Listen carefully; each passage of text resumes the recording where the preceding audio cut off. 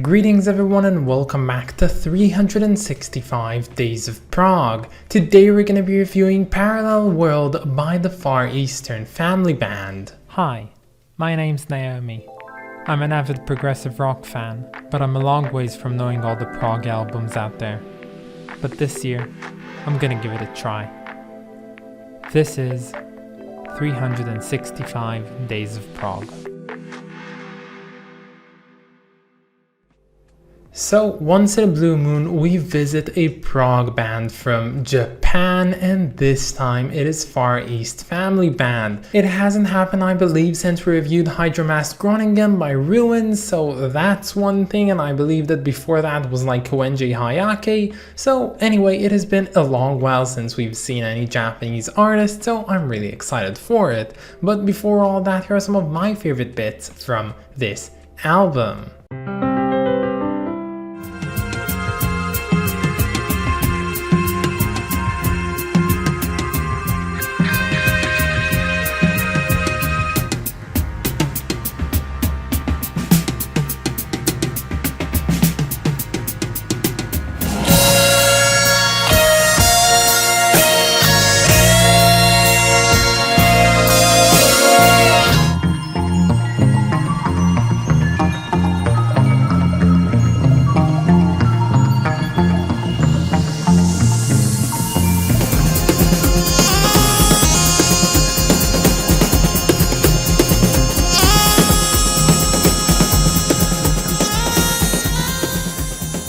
So if you're watching this video right now, I will safely assume that you were able to read the names of the tracks without a problem, but if you were having some issues, here are the names of all the tracks on this album. There are only 4, so now you know. So on today's episode we are reviewing Far East Family Band's 1976 album called Parallel World, which in my personal opinion is one of the most eclectic albums I've had to review on this series so far. Now when I say eclectic, I don't mean that the music takes a lot of inspirations from different types of music, but instead the actual album in its creation. You see, this is a Japanese band formed in Japan with Japanese members primarily, but it was also produced by the German krautrockist Klaus Schulze, and of course this album was heavily inspired by the soundscape of early Pink Floyd, of course the British Pink Floyd, and over that it was even recorded in England. But how did all of this come to happen? Well, unfortunately online I couldn't really gather that much information, so what I'm telling you is pretty scarce, but hopefully at least right up to the point. So in 1972, multi-instrumentalist Fumio Miyashita formed a band called Far Out, and this band together they created only one album, 1973's Nihonjin, and this album was comprised of only 2 tracks, but it was 40 minutes long, and it featured some very interesting psychedelic and space rock, very much akin to Pink Floyd's A Saucer Full of Secrets. Now many view Far Out as being the precursor for Far East Family Band, and while that seems true on its surface, it is just a misconception. The only linking part between the two is of course Fumio Miyashita. You see, after Far Out released their only album, bassist Kai Ishikawa left the band in order to pursue a different musical career in California, and thus the band eventually dissolved. Now around the time of 1974 to 1975, Fumio Miyashita would handpick several players in Japan, and together they would form the Far East Family Band and start releasing albums, with 2 releases coming out in 1975. And while these 2 first releases did have a lot of similarities to Far Out's music, we have to remember that the 2 bands are technically unrelated to one another, at least not as one being a precursor to the other. And while the 2 first albums were definitely very interesting and quite successful, their first major hit would suddenly come in 1976 with today's album of topic, Parallel World. Now this album, much like their second one was also produced by the krautrockist Klaus Schulze, who you might know from Tangerine Dream, and he found these guys and he was really fond of their sound, seeing as there's a lot of similarities between the music he created and what they created, so he decided to produce them and allow them to grow. Now, upon release, this album was supposed to be released with Virgin Records and thus be released also in the West, but Virgin Records unfortunately just dropped the album after listening to it, which is, I believe, a big loss for them, but it ultimately led to the fact that this album was only released in Japan, and up until today you really can't find any other releases unless they're unofficial, and even then it's a bit from Germany and the UK. But for a really long time, a few decades time, the only way of gaining access to this album was finding a copy of it, mostly in Japan, and thus only Japanese people knew of it.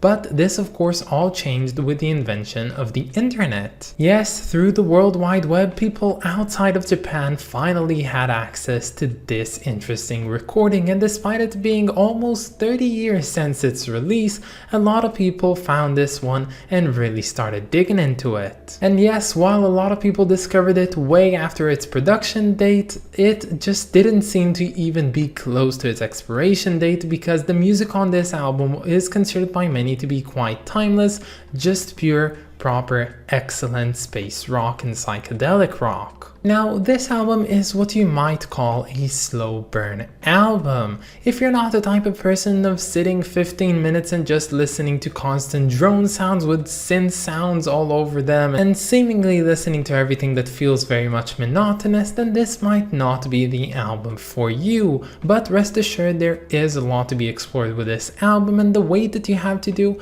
isn't really a wait but more like a journey you're doing in order to reach a certain point. Personally, while I wouldn't really think of myself as someone that would enjoy this type of music, at least not for the prolonged period of time for which this album actually lasts, I found my personal musical calling in this one, and it was definitely very much surprising. You see, I have a slight personal admission. I am not a huge fan of early Pink Floyd. I do like some parts of The Piper at the Gates of Dawn, but there are certain parts which I just find myself skipping each and every time, and A Saucer Full of Secrets really isn't my type of thing in most of the tracks, especially the long and arduous ones, and I never find myself really enjoying all of these half-an-hour improvisations of them.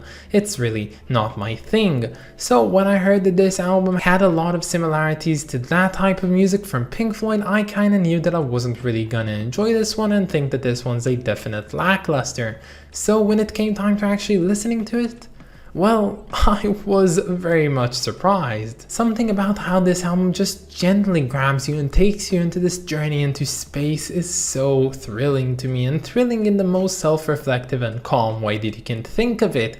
It doesn't really budge you into the mood of it, it just lets you come in out of your own will and enjoy whatever it has to offer. All of the synths, all of the drones, all of the beautiful zen vocals that are portrayed throughout this entire album, and even the more rougher parts with the drums that kick in at about like 20-23 minutes into the album.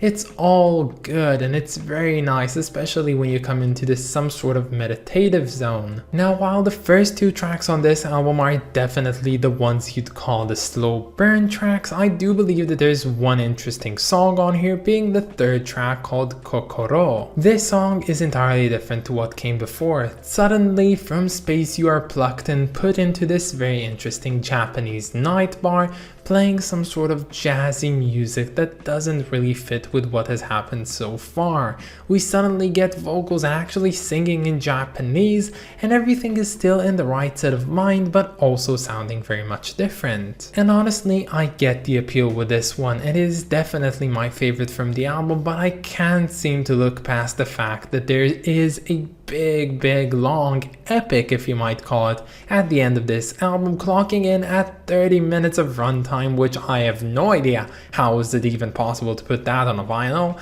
And that last track is of course the title track called Parallel World. This one is the definitive sonic representation of a spiritual trip. What you go through with this song is entirely subjective. If you like it, you like it. If you don't, you don't. And even if you do like it, you might feel something entirely different from the person sitting next to you, because it is so up and personal in so many ways.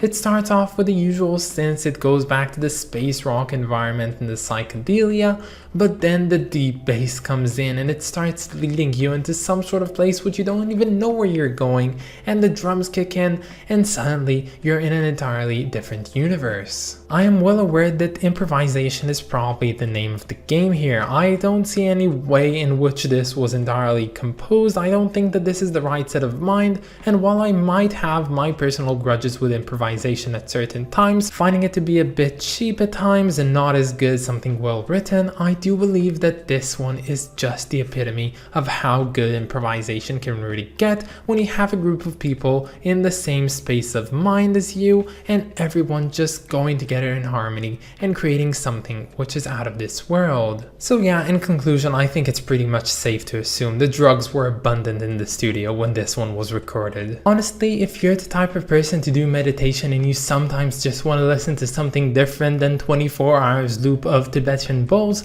I do think that this one is the right direction that you should go into. And honestly, I get anyone that doesn't like this album as well. I don't myself fully understand why I like this one, but I know that I do, and I know that I want to come back to it for, as I said, an unthinkable reason. So whether you like it or not, you should tell me down in the comments what do you think of this one, because it's definitely the most interesting one I've seen from Japan so far, and that's a lot to say with the other two that it has to contend with.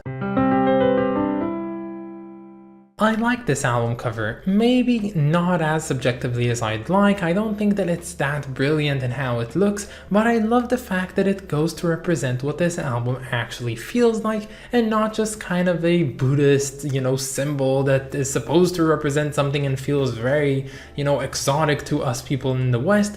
Instead, it just really feels like what this album is like. It's just a bunch of people together in a boat floating through space, taking you with them on this amazing journey. And in another note, I probably would call this album cover the most colorful we've seen on the list so far, and despite it containing so many refractions of light on it, it still is all held together by the dark and rich shade of velvet that really ties everything up together. And while unfortunately Far East Family Band wouldn't really make it past 1978, I do believe that their legacy is one to remember, and this album cover walks in front of a great album that it represents, which is, as I said before, just a timeless album all in all. So for me, this one gets a very subjective rating of 8 out of 10, but honestly, I entirely get why it wouldn't even break a 5 for many people watching this video. But that's about it, guys. I hope that you enjoyed this video, and stay tuned for tomorrow because we're going to be listening to Benefit by Jethro Tull.